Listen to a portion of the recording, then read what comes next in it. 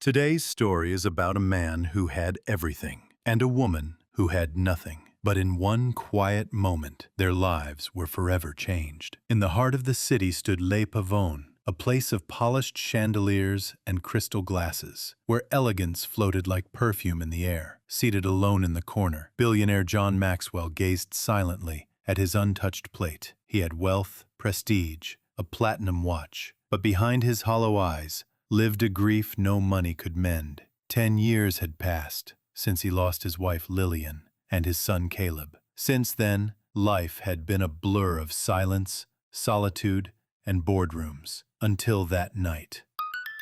"May I have your leftovers, sir?" The voice was quiet, almost a whisper. John looked up. Standing before him was a young woman no older than 19, wearing a torn coat and holding a baby swaddled in a faded blanket. Her name was Emily, and the baby Noah. She didn't beg. She didn't cry. She simply stood there with dignity in her tired eyes, asking for scraps to feed her son. Frozen.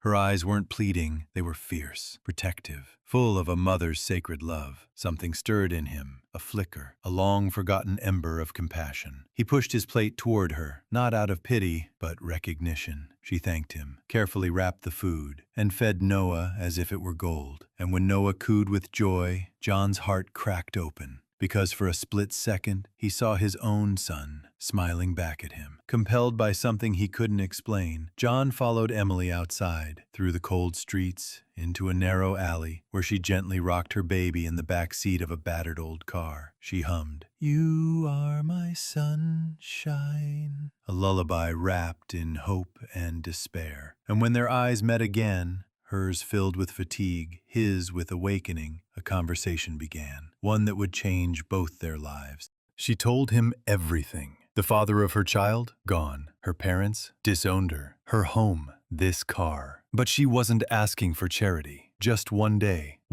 of warmth for Noah. John listened, not with his ears, but with his heart. He quietly returned that night with food, diapers, a small medical kit, and no expectations. Then came the fever. Noah burned with heat and cried in weak sobs. Emily ran to the hospital, but they turned her away. No insurance, no ID. Just as all hope was fading, John appeared. With a few calm but powerful words, he cleared the way. Doctors rushed in. Noah was saved. That night, John didn't return to his penthouse. He stayed, sat beside her, held Noah as he slept.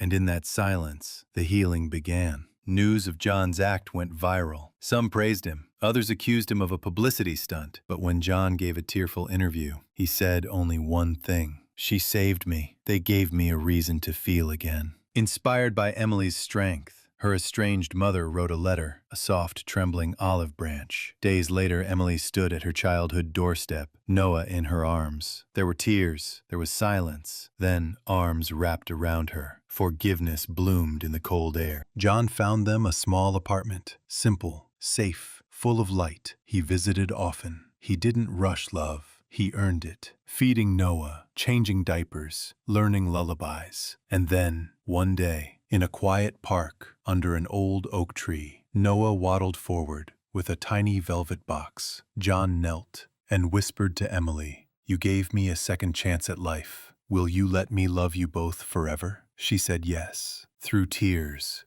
through laughter, and Noah called him Daddy.